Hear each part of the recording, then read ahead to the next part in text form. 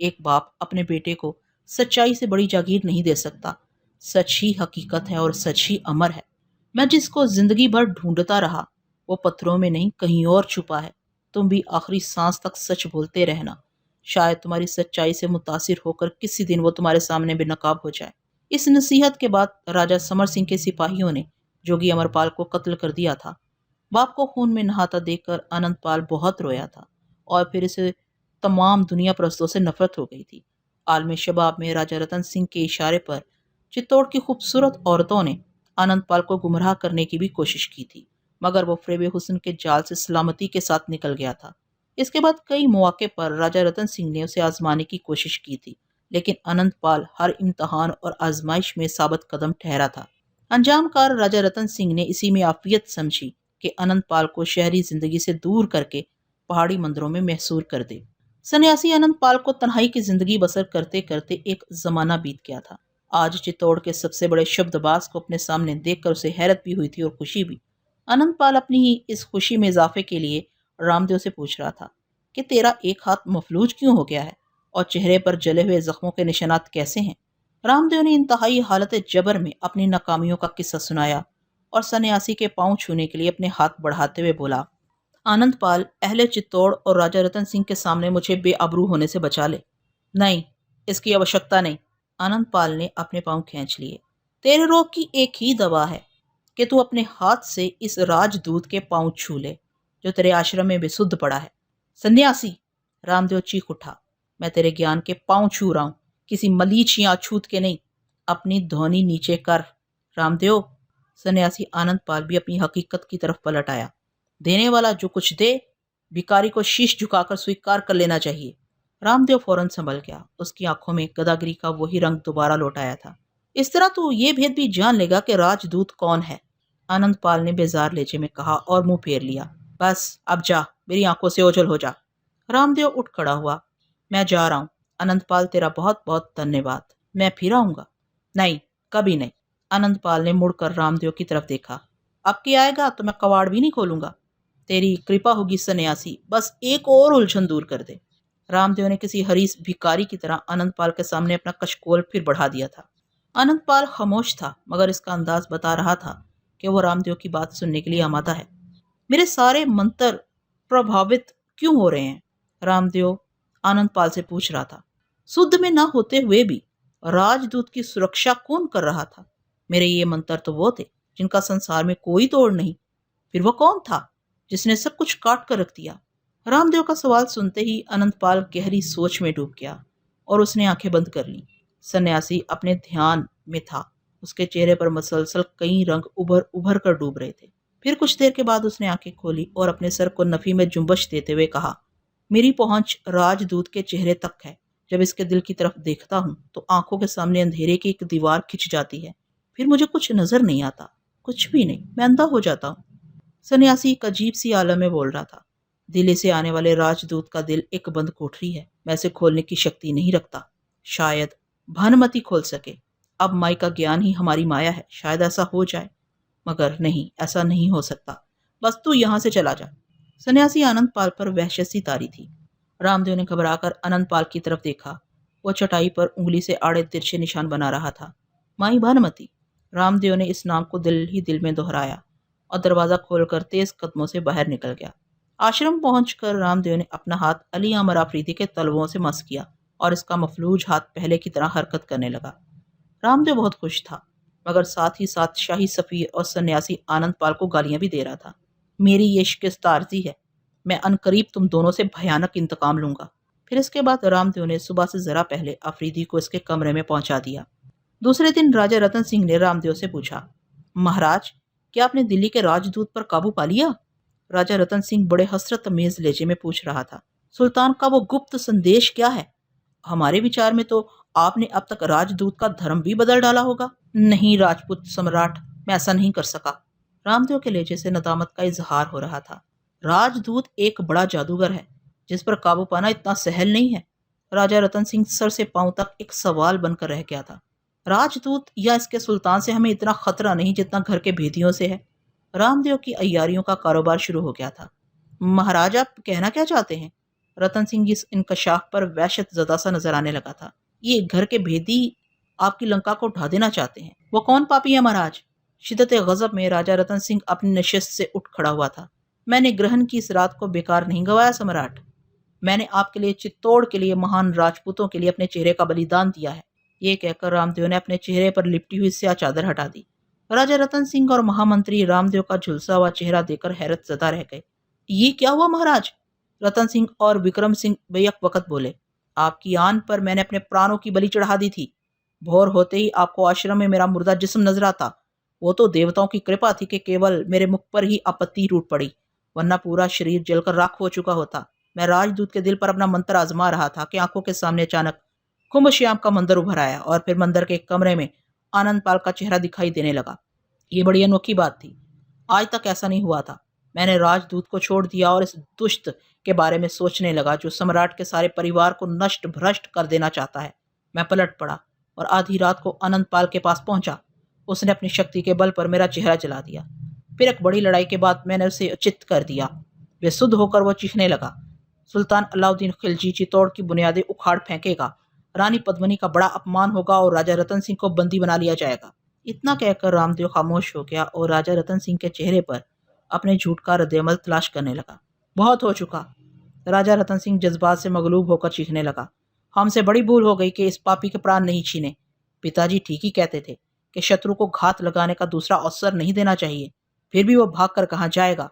हमारे हाथ सबसे लंबे हैं और हमारी तलवार की चमक से बिजली भी डरती है। हम अनंतपाल को ऐसी सजा देंगे कि इसके बाप की आत्मा भी कांप उठेगी। ये कहकर रतन सिंह महामंत्री से मुखातिब हुआ। विक्रम सिंह, अनंतपाल को खुम्बश्याम के मंदिर से पकड़कर महाराज के आश्रम में ले आओ।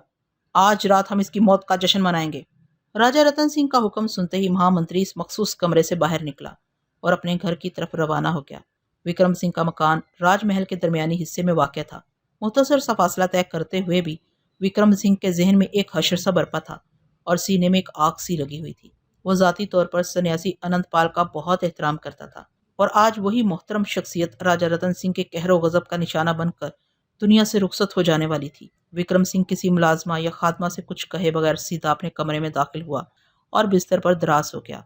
विक्रम सिंह की आमद ने आनंद भवन में एक हलचल सी मचा दी थी। आनंद भवन विक्रम सिंह के मकान का नाम था, जिसमें वाकतन दुनिया की हर लज्जत और आसाइश मौजूद थी। विक्रम सिंह एक खानदानी राजपूत था। उसके बुजुर्ग सदियों से हुकूमत के बड़े बड़े ओहदों पर फायज चले आ रहे थे। रानी पद्मिनी इसके हकीकी बड़े भाई की बेटी थी। रानी चित्तौड़ का चचा होने के बायस इसके असर और रसूख में मजीद इजाफा हो गया था। वो एक होशमंद और मुदब्बर वजीर आजम था। उसने बेशतर मौके पर अपनी फितरी जहानत से कई बिगड़े हुए काम संवारे थे, लेकिन जब से सुल्तान अलाउद्दीन खिलजी का सफीर चित्तौड़ आया था, इसी दिन से मसाइल उलझते जा रहे थे और आज विक्रम सिंह के लिए एक अजियतनाक मरहला आ पहुंचा था। क्या मैं हाजिर हो सकती हूँ? कमरे के दरवाजे पर एक शीरीं आवाज उभरी। आने वाली लड़की विक्रम सिंह की लायक बेटी निर्मला कुमारी थी। मैं गुज़िश्ता 15-20 दिन से देख रही हूँ कि आप दिन रात किसी अजियतनाक ख्याल में खोए रहते हैं। पहले मुझे शक था कि कोई तकलीफ दे मरहला दरपेश है जिसे आप मुझसे छुपाना चाहते हैं, मगर आज बेवकत की आमद और चुपचाप कमरे में दाखिल होकर महसूर हो जाना इस बात की अलामत है कि वो मसला अपनी उलझनों की इंतहा को पहुंच चुका है। ये कहकर निर्मला कुमारी खामोश हो गई और अफसुर्दा निगाहों से बाप के चेहरे को देखने लगी। आपकी बेपनाह मोहब्बत ने मुझे एक पुरतमाद जिंदगी बख्शी। अब निर्मला रोने लगी थी और इसकी आवाज से लर्जिश साफ नुमाया थी। माँ के इंतकाल के बाद आपने इनके हिस्से की मोहब्बत भी मेरे नाम कर दी।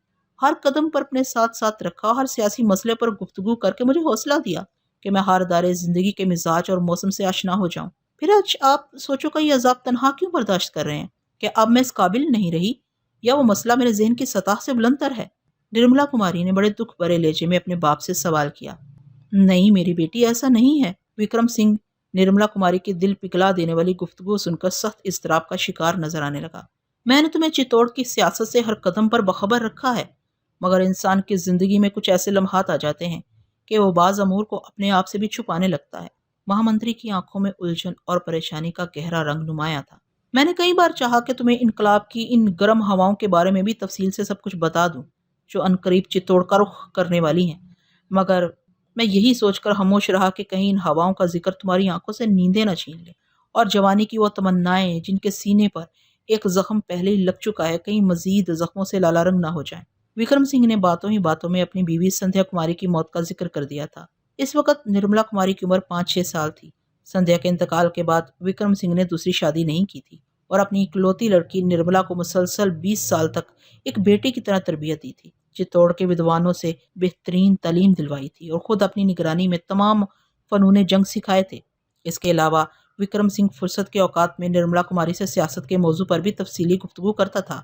बेटी को जमाने के नशेबो फराज समझाता था और एक रहम दिलाना जिंदगी गुजारने की तलकीन भी करता था। उसे जाती तौर पर राजपूतों के निज़ाम तशद्दुद से नफरत थी, मगर वक्त ने उसे इक़्तिदार के हाथों का खिलौना बना दिया था। इन मजबूरियों के बावजूद विक्रम सिंह निर्मला कुमारी को मतवाजन और मुनसिफाना जिंदगी के आदाब सिखाता रहता था। मगर जब से अली अमर आफरीदी सुल्तान अलाउद्दीन खिलजी का पैगाम लेकर चित्तौड़ आया था, इस दिन से विक्रम सिंह ने खामोशी इख्तियार कर ली थी। अगर कभी निर्मला ने बाप से इस सियासी सूरत हाल के बारे में कुछ पूछा भी तो उसने ये कहकर टाल दिया कि कोई खास बात नहीं, दिल्ली और चित्तौड़ के सियासी ताल्लुकात का मसला है जो आसानी के साथ हल हो जाएगा।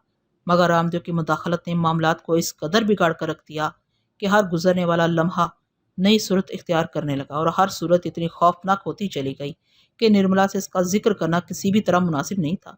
विक्रम सिंह खामोशी से अपने फ़राइज़ अंजाम देता रहा, लेकिन आज जब सन्यासी आनंदपाल की मोहतरम शख्सियत साजिशों का हदफ बन गई तो विक्रम सिंह अपने जज्बात पर काबू न रख सका और इसके चेहरे पर गहरे रंजो अलम की परछाइयां लरसने लगीं। यही वो संगीन सातें थी जिन्हें निर्मला कुमारी ने अपनी जागती आंखों से विक्रम सिंह के चेहरे पर पढ़ लिया था और बेटी अपने बाप को एक नामालूम अजियत में मुब्तला देकर बेख्तियार पुकार उठी थी।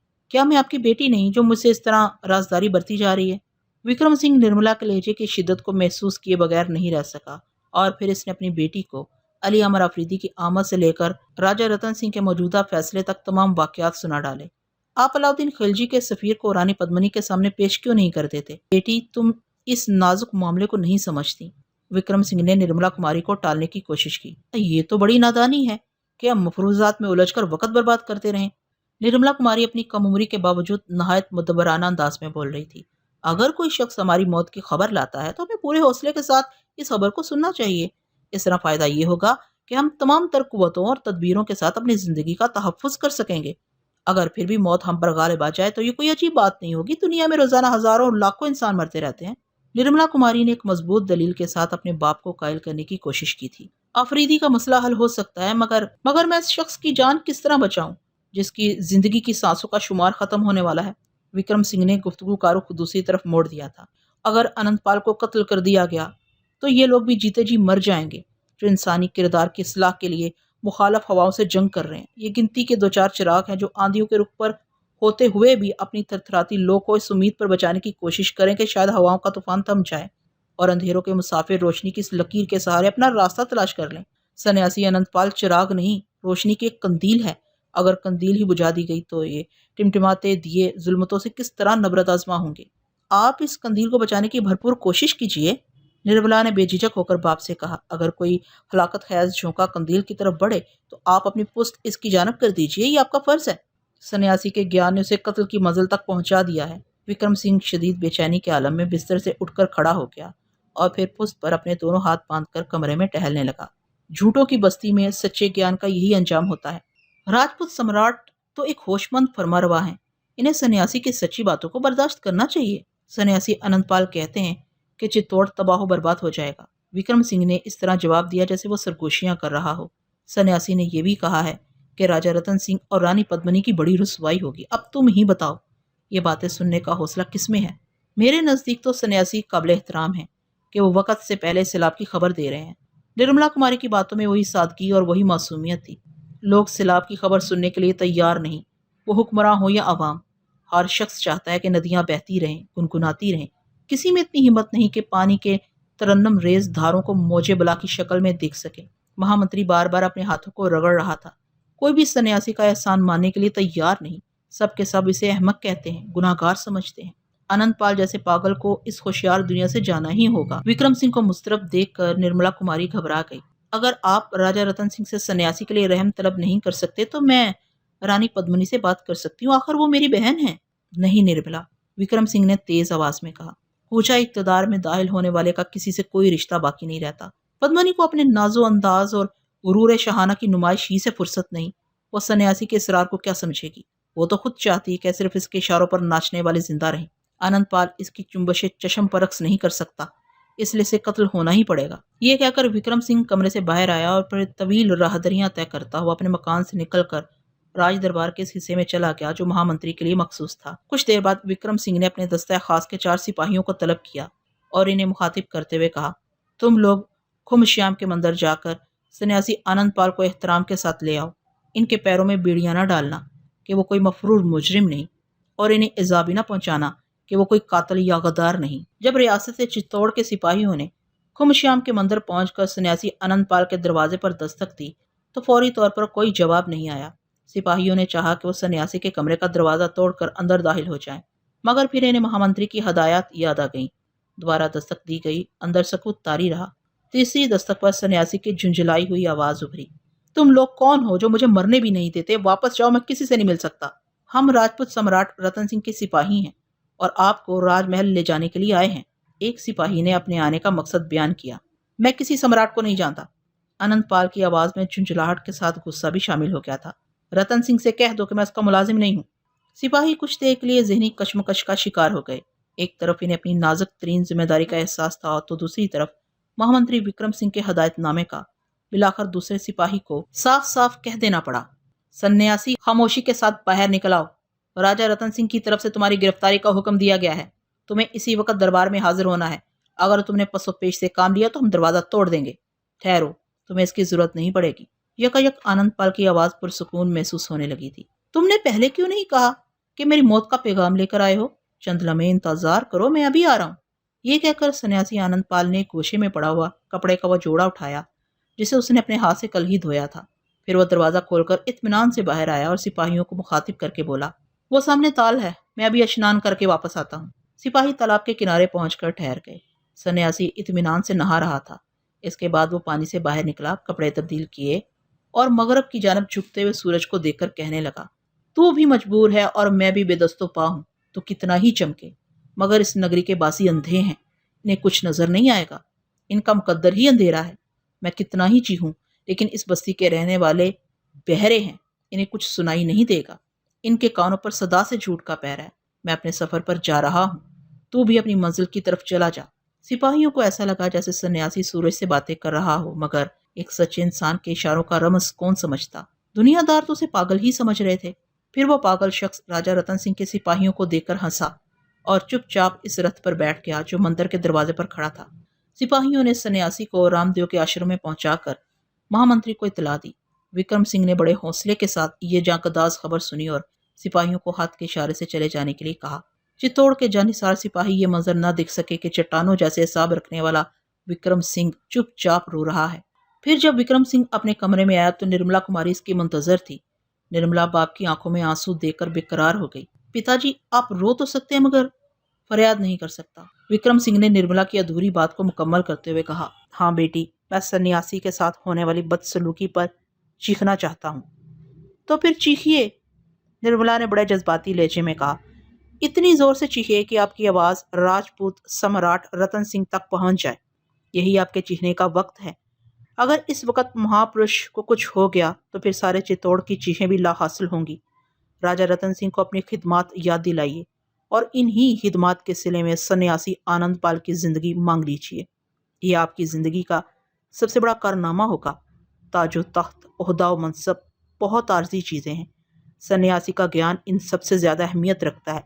अगर वो ज्ञान कत्ल कर दिया गया तो जहालत फातेह करार पाएगी और अंधेरे रोशनी को निगल लेंगे। निर्मला की आवाज़ में दिल का गुदास शामिल था। नहीं, मैं कुछ नहीं कर सकता। विक्रम सिंह की आवाज़ में लर्जिश थी। इक्तदार की हवस ने आपकी जुबान को जंजीर पहना दी है, इसलिए आप राजा के सामने आनंदपाल की सच्चाइयों का एतराफ़ नहीं कर सकते। निर्मला का लहजा मध्यम था मगर अल्फाज नश्तर बन गए थे। निर्मला, अचानक विक्रम सिंह चीख उठा, मैंने तुम्हें बेअदबी की तालीम नहीं दी थी। फिर तुम्हारी बातों में गुस्ताखी का ये रंग किस तरह शामिल हो गया? तुम फौरन मेरे कमरे से निकल जाओ और मुझे तन्हा छोड़ दो। हसास बेटी बाप की ये कैफियत बर्दाश्त न कर सकी और दौड़कर विक्रम सिंह के कदमों से लिपट गई। महामंत्री ने निर्मला के सर पर हाथ रख दिया। बेटी, तुझे खबर नहीं कि तेरा बाप कैसी आफतों के दरमियान घिरा हुआ है। शायद मैं सन्यासी के लिए अपनी जान भी दे देता, मगर मैं जानता हूँ कि इसके बाद भी आने वाला तूफान नहीं रुकेगा। जिस तूफान को रोकने के लिए मैं अपनी जिंदगी की बाजी खेलूंगा, इसी तूफान के शकम से एक और तूफान पैदा होगा। इस तूफान की फितरत बड़ी हलाकत खैज होगी। मैं इसका मुकाबला नहीं कर सकता। किसी को मेरी मजबूरियों का इल्म नहीं। मैं तुझे भी नहीं बता सकता कि वो तूफान कैसा होगा। अब चली जा और मुझे तन्हा छोड़ दे। आने वाली स्याह और खूनी रात में कोई किसी का दोस्त नहीं रहेगा। निर्मला कुमारी रोती हुई उठी और बाप को अनजानी अजियत में मुब्तला छोड़कर चली गई। निर्मला के जाते ही विक्रम सिंह ने दरवाजा बंद कर लिया। फिर एक खुफिया तिजोरी खोलकर शराब की बोतल निकाली और इस नशावर सियाल से अपना हलक तर करने लगा। विक्रम सिंह आदि शराबी नहीं था। उसने अपनी जिंदगी में दूसरी बार दुख्तरे अंगूर को मुंह लगाया था। एक बार इस वक्त जब इसकी महबूब बीवी संध्या का इंतकाल हुआ था। शरीके हयात की मोहब्बत अमेज यादों से पीछा छुड़ाने के लिए और जख्म फिराक की सोजिश को कम करने के लिए उसने मुसलसल एक हफ्ते तक शराब नोशी की थी। इसके बाद जब विक्रम सिंह का दिल संभल गया तो इसने सागरो सुराही को तोड़ दिया और मामूल के मुताबिक जिंदगी बसर करने लगा। आला तरीन शराब का एक बड़ा जहीरा इसकी खुफिया तिजोरी में हर वक्त मौजूद रहता था। कभी कभी विक्रम सिंह किसी नशिस्त में अपने मखसूस दोस्तों को शराब पेश करता था, मगर खुद इसके होंठ आलूदा नहीं होते थे। वो कैफ सुरूर और रक्सो शबाब की महफिलों से बहुत दूर रहता था। मगर आज विक्रम सिंह ने दूसरी मरतबा बादो गुलफाम का सहारा लिया था। आज भी इसकी महबूब तरीन हस्ती इससे बिछड़ जाने वाली थी। विक्रम सिंह सन्यासी आनंद पाल का खामोश पुजारी था। राजा रतन सिंह का मतूब होने की वजह से विक्रम सिंह सन्यासी से बज़ाहिर कोई रस्म नहीं रखता था, मगर इसके जज्बात अकीदत हमेशा सन्यासी की बारगाह में हम रहते थे। वो ज़ाती तौर पर इसका कायल था कि अगर सन्यासी के ज्ञान को अहले चित्तौड़ अपनी ज़िंदगी में शामिल कर लेते तो खून शाम तहजीब का खात्मा हो जाता और कत्ल गाहों में सुकून और रोशनी के फूल खिल उठते। मगर इस नगरी के बासी रामदेव के सफली मुजाहरों के दीवाने थे और आनंदपाल जैसा अहले दिल राजपूतों की बस्ती में अछूत बनकर रह गया था। विक्रम सिंह फिर भी खुश था कि कम से कम आनंदपाल जिंदा तो है। इंसानियत की कोई अलामत कहीं नजर तो आती है। लेकिन आज सच्चाई की वही अलामत और किरदार की वही निशानी बुझ जाने वाली थी। इसी संगीन वक्त का एहसास करके विक्रम सिंह गमजदा हो जाता था और फिर वो गम इस कदर बढ़ा कि महामंत्री घबरा कर पीने लगा। विक्रम सिंह चाहता था कि आज की रात वो गर्के में आब होकर अपने हवास खो बैठे और रामदेव के आश्रम में जो हादसा पेश आए विक्रम सिंह इसका तमाशाई न हो। मगर महामंत्री यहाँ भी बेख्तियार था। वो जानता था कि राजा रतन सिंह इसकी मौजूदगी ही में गुनाह का ये खेल खेलेंगे, इसलिए विक्रम सिंह का होश में रहना भी जरूरी था। अगर वो होश खो देता तो रामदेव और दीगर मुखालफीन इसकी बदमस्ती के अजीब अजीब मफहूम तराशते और फिर विक्रम सिंह पर एक नई कयामत नाजिल हो जाती। बेटी, मैं तुझे कैसे समझाऊं? विक्रम सिंह बंद कमरे में आहिस्ता आहिस्ता बोल रहा था। अगर मैं आनंदपाल की जिंदगी बहाल रखने के लिए राजा रतन सिंह से सिफारिश करता हूँ तो चित्तौड़ का हुक्मरान और रानी पद्मनी दोनों मेरे दुश्मन हो जाएंगे। रामदेव पहले ही मेरे ताकुब में है। वो चाहता है कि किसी मुकाम पर मेरे कदम लड़खड़ाएं और मैं इसकी नफरतों का शिकार हो जाऊं। अगर इन तीनों की नफरतें मेरी जान लेने के बाद भी खत्म हो जाएं तो मैं आनंदपाल पर कुर्बान होने के लिए तैयार हूं। मगर मुझे खबर है कि इनकी नफरतें फना नहीं होंगी। मेरे मरते ही वो तुझे अपनी नफरतों का निशाना बना लेंगे। तो उन्हें नहीं जानती कि वो लोग कौन हैं। वो सन्यासी को किसी भी हालत में जिंदा नहीं छोड़ेंगे। सन्यासी का सबसे बड़ा जुर्म ये है कि वो बदसूरतों के शहर में आईना है। तूने गौर से नहीं देखा कि हर हाथ में एक पत्थर है? किस किस के हाथ को रोकूं? मेरी मजबूरियों को कोई क्यों नहीं समझता? विक्रम सिंह की आंखें अश्कबार थीं और वह शदीद आलमे इस्तराब में अपने सर के बालों को नोच रहा था। फिर वो बिस्तर पर बड़ी बेतरतीब हालत में गिर गया। शराब आहिस्ता आहिस्ता असर कर रही थी और रात के अंधेरे गहरे होते जा रहे थे, यहाँ तक कि विक्रम सिंह की आंख लग गई। ख्वाबों के जजीरे में दाखिल होते ही विक्रम सिंह ने देखा कि वह जमीन के खुश्क हिस्से में तनहा खड़ा है और इसके चारों तरफ लामहदूद पानी का पुरशोर समंदर है। मरते हुए सांपों की तरह पिचोताप खाती हुई मौजें इसकी तरफ बढ़ती हैं, मगर अचानक वापस लौट जाती हैं। फिर नगहां वो सारा पानी इंसान के ताज़ा खून की तरह सुर्ख हो गया और मौजों ने सर से बुलंद होकर विक्रम सिंह को अपनी बेरहम आगोश में छुपा लिया। ख्वाब इस कदर डरावना था कि खौफ से विक्रम सिंह की चीख निकल गई और वह अपनी ही चीख की आवाज से जाग उठा। विक्रम सिंह ने धुंधली आंखों से वहशतज़दा अंदाज में इधर उधर देखा। वो खूनी समंदर की गिरफ्त से बहुत दूर अपने कमरे में मौजूद भी था और महफूज भी, मगर दरवाजे पर मुसलसल दस्तक सुनाई दे रही थी। शराब के असर से अपना जिस्म थका थका महसूस हो रहा था। विक्रम सिंह ने खुद को संभाला और दरवाजा खोल दिया। बाहर निर्मला कुमारी सर झुकाए खड़ी थी। आपको राजा रतन सिंह याद कर रहे हैं, निर्मला ने आहिस्ता से कहा। राजपूत सम्राट का हुक्म है कि आप महाराज रामदेव के आश्रम में पहुंच जाएं। तुम जाओ, विक्रम सिंह ने बेटी से कहा और अंदर वापस चला गया। महामंत्री की ज़ाहरी हालत बिगड़ी हुई थी। उसने लिबास तब्दील किया, कुछ देर तक मुंह हाथ धोता रहा। इससे चेहरे पर ताजगी तो नुमाया हुई, मगर आंखों के खुमार को छुपाना मुमकिन नहीं था। गर्ज इस नीम मस्ती के आलम में विक्रम सिंह अपने मकान से निकला और राजमहल की मुख्तलिफ राहदरियों से गुजरता हुआ इस सुनसान इलाके में पहुंच गया जहां रामदेव का आश्रम तिलिस्मो साहरी से आबाद। आश्रम में दाखिल होते ही विक्रम सिंह ने 3 कुर्सियों पर राजा रतन सिंह, रानी पद्मनी और रामदेव को बैठे हुए देखा। चौथी कुर्सी खाली थी। रामदेव, जो बात बात पर कहकहे लगा रहा था, और राजा रतन सिंह भी इसकी बेहंगम हंसी में बराबर का शरीक था। अलबत्ता रानी पद्मनी के होंठों पर हल्की सी गरूर अमेज मुस्कुराहट थी, जिससे इसकी बेपनाह खुशी का इजहार होता था। विक्रम सिंह चित्तौड़ के हुक्मरानों के सामने जाकर ठहरा और निसब कद तक हम होकर राज दरबार की रस्म अदा की, और फिर इसने नफरत और कराहियत के साथ महाराज रामदेव के कदमों पर सर रख दिया। इस वक्त चित्तौड़ के यही आदाब थे कि राजपूत रतन सिंह और रानी पद्मनी के सामने हम होते थे, मगर महाराज रामदेव के कदमों पर सर रखकर उन्हें अपनी मुकम्मल अतात का मुजाहरा करना पड़ता था। पूरी रियासत में सिर्फ रानी पद्मनी और राजा रतन सिंह को ये रियायत हासिल थी कि वो रामदेव के पांव छूकर ही अपनी अकीदत की नुमाइश कर सकते थे, वरना सब के सब इस शब्दबाज के सामने सरबत सजदा रहते थे। विक्रम सिंह भी अपने सर को रामदेव के कदमों से मस करके उठा और आखिरी कुर्सी पर बैठ गया। राजा रतन सिंह बहुत गौर से विक्रम का जायजा ले रहा था। इंतहाई कोशिश के बावजूद महामंत्री के कदमों की लर्जिशें पोशीदा न रह सकी थीं। विक्रम सिंह, अचानक राजा रतन सिंह की आवाज बुलंद हुई। आज तो ऐसा लगता है कि तुमने भी तौबा तोड़ दी है।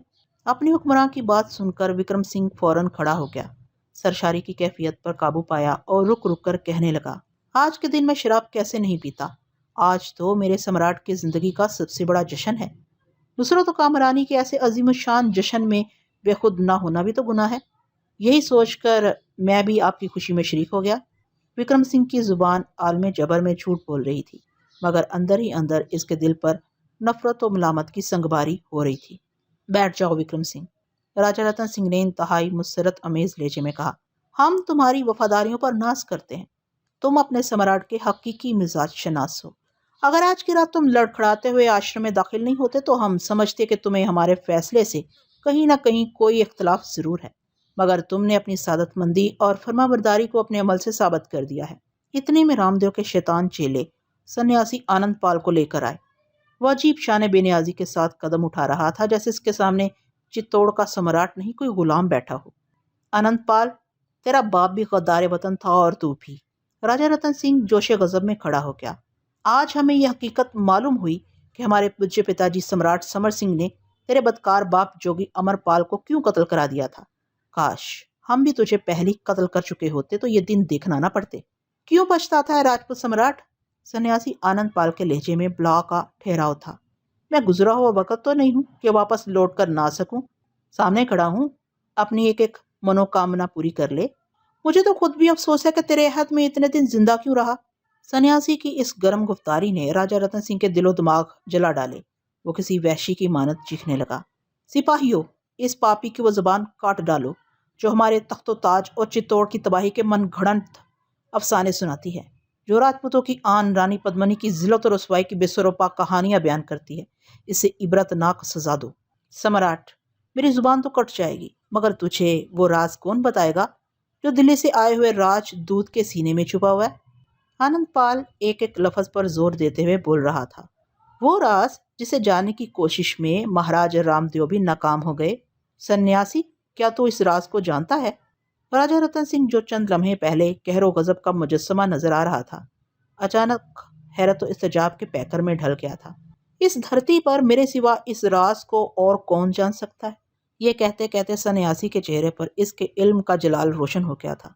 मैं तुझे बता सकता हूँ कि राजदूत रानी पद्मनी के लिए क्या संदेश लेकर आया है। सन्यासी आनंद पाल की गुफ्तगू सुनकर राजा रतन सिंह और रानी पद्मनी पर सख्ता सा तारी हो गया था, और खुद रामदेव की ये कैफियत थी कि वो आलमी वहशत में बार बार सन्यासी को देख रहा था। उसकी समझ में नहीं आ रहा था कि वो इस बिगड़ती हुई सूरत हाल को किस तरह संभाले। नहीं राजपूत सम्राट, हरगिज नहीं। रामदेव का लहजा बहुत तेज था। इस फरेबकार की बातों में ना आना। ये झूठ बोलकर अपनी मौत का वक्त टालना चाहता है। महाराज, आप सब कुछ जानते हैं, मगर इतना नहीं जानते कि मौत का वक्त टाला नहीं जा सकता। सन्यासी के लहजे में शदीद हकारत थी। महाराज को ये भी नहीं मालूम कि अगर मेरी जिंदगी पर राजपूत सम्राट को मुकम्मल इख्तियार होता तब भी मैं इससे अपनी जिंदगी की भीख नहीं मांगता। मैं तो एक ही के सामने हाथ फैलाता हूँ और वो तुम अंधों को नजर नहीं आता। आनंदपाल एक साहिब जलाल सन्यासी था, मगर आज की रात वो हालत जमाल में जाहिर हुआ था। आनंदपाल के इसी ठहराव और इत्मीनान को रामदेव मौत के खौफ से ताबीर कर रहा था, मगर सन्यासी ने जल्द ही राजा रतन सिंह, रानी पद्मनी और जादूगर रामदेव की सारी गलतफहमियां दूर कर दी। वो चंद लम्हे खामोश रहकर दोबारा रामदेव से मुखातिब हुआ। महाराज, आप कुछ जानते हो या ना जानते हो, मगर ये बात अच्छी तरह जानते हैं कि सन्यासी की जुबान पर झूठ ठहर ही नहीं सकता। अगर ये होंठ मुनाफकत का जायका एक बार चख लेते तो फिर आपका वजूद राजमहल की बजाय किसी शमशान में होता, या फिर आप चित्तौड़ की गलियों में कशकोल लिए हुए दरवाजे दरवाजे एक रोटी का सवाल कर रहे होते। ये रेशमी लिबास, ये कीमती पत्थरों की मालाएं, ये ताकतवर ग़िज़ाएं, ये नरम बिस्तर, ये शराब और ये दासियां मेरे सच की देन है। मेरे सच का नशेमन जला तो रियाकारों और मुनाफिकों के आशियानों पर बहार आ गई। सन्यासी के अल्फाज क्या थे? भड़कती हुई आग की लपटें थी जिसने रामदेव की झूठी शख्सियत के गलीज पैरहन को जला डाला था। सम्राट, आप इस नमक हराम की बातें सुन रहे हैं? रामदेव ने सन्यासी के सामने जिच होकर राजा रतन सिंह को पुकारा। मैं किसी सम्राट का नमक नहीं खाता, बल्कि पूरा चित्तौड़ मेरा नमक खाता है। मेरी दुआएं इस जमीन के रहने वालों को रिज़्क पहुंचाती हैं। अगर मैं अपनी जुबान बंद कर लूं तो चित्तौड़ के बासी भूखे मर जाएं। सन्यासी आनंदपाल पर अचानक मजजुबाना कैफियत तारी हो गई थी और इसने अपने बाप अमरलाल की तरह दुनिया के हर इक़्तिदार को झुटला दिया था। सन्यासी की शोला बयानी राजा रतन सिंह के लिए नाकाबिले बर्दाश्त थी। हरफों की आग फैली तो राजपूत सम्राट के गुरूर की कबाबी जल गई। सन्यासी, तू अपनी हद से गुजर गया। यकायक राजा रतन सिंह चीख उठा। तू नहीं जानता कि अगले पल क्या होने वाला है? तुझे ये भी पता नहीं कि हम तेरे साथ क्या बर्ताव करेंगे? मौत, सिर्फ मौत। तू इससे ज्यादा बुरा सलूक नहीं कर सकता। सन्यासी ने एक शान बेनियाजी के साथ राजा रतन सिंह को सर से पांव तक देखा। जल्दी कर, इस नापाक मुकाम पर मेरा दम घुट रहा है। और राजदूत का वो संदेश? राजा रतन सिंह घबरा कर बोला। आनंदपाल की मौत पर आमादगी ने चित्तौड़ के हुक्मरान को बदहवास कर दिया था। वो सब कुछ तुझे ये जादूगर बता देगा।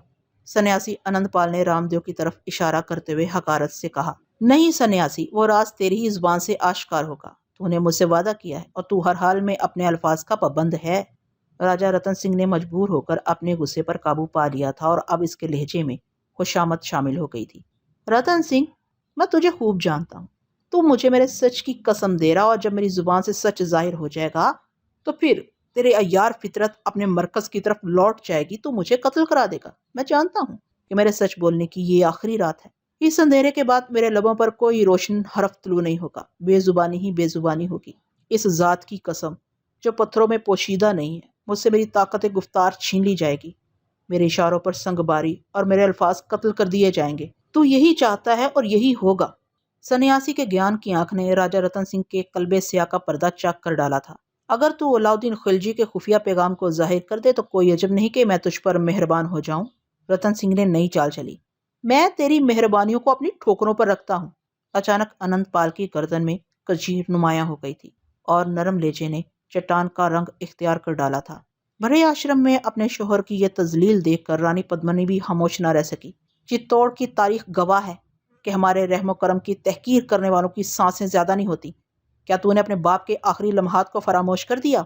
रानी पद्मनी ने इंतहाई तैश के आलम में सन्यासी को इसके बाप अमरलाल का अंजाम याद दिलाते हुए कहा। यह बात पुरानी हो चुकी है। सन्यासी इस मगरूर औरत की मुतकबराना रविश देखकर यकायक मुस्कुराने लगा था।